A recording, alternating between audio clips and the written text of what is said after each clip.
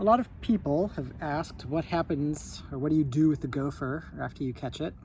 So I thought I'd do a short video on what happens if you get lucky and do catch a gopher. So this is what a cinch trap looks like when it's been sprung. This is the lever. I always have my hori, feels like gives me some defense in case the gopher is still alive in there. So you have this is the bar that means that it's been sprung.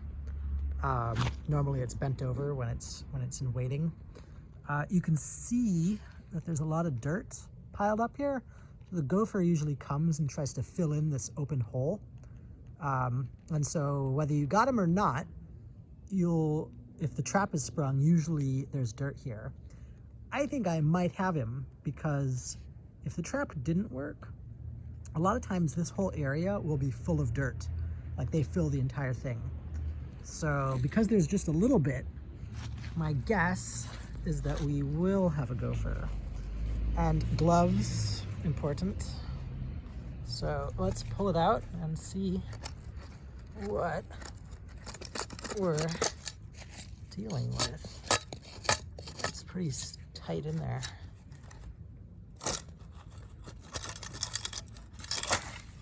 Nothing. This trap, I've reset this 2 or 3 times. I don't think I'm gonna rebait it. It doesn't feel like it's gonna be successful. I'm pretty sure the gopher is scared shitless of open holes with a cinch trap in it. So I've got my Gopher Hawk, and I know there's a trap. I know there's a hole here and it runs this way, and I can kind of feel it turning. So what I'm gonna do is try to set the Gopher Hawk somewhere over in this area.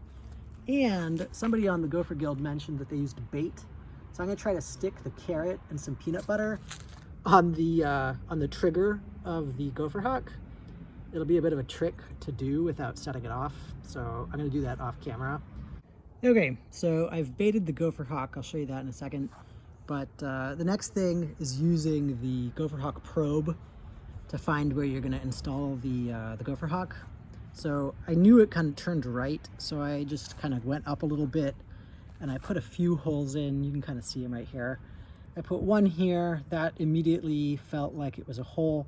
I went to the left. You want to see which direction the hole is running, so I have to do another probe. I put a probe here, didn't feel like there was anything, so no good. I put one here, it felt like there was still more hole. I put one here, no hole, so this felt good. And then I put one a little bit further up. You can see it there, and that was a hole. So I feel like running somewhere in this direction, like I'll probably just dig here. The hori is super handy for this. If you just use the probe, or the whatever you call that thing, the auger, I think, it kind of crushes everything. So I take the hori and just spin it around like this. Wait, I might have just, yeah, broken through. Okay, so there's still a lot of dirt down there.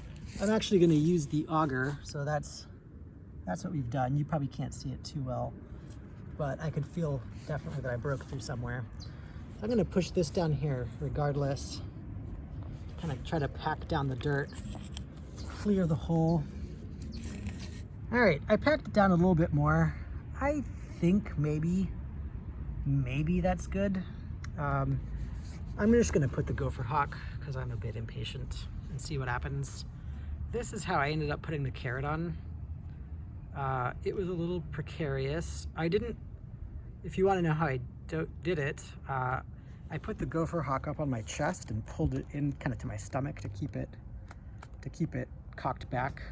And then with a gloved finger, I poked the carrot on here. Okay, Gopher Hawk installed. So you can't put it in the ground with it cocked. So I had to open it or release it, put it in, and then cock it. I also think, I don't have hard proof on this, but having like some rocks to support it from wiggling around might make it more effective. So we'll see. Hopefully the carrot and the peanut butter entice the gopher and we get something.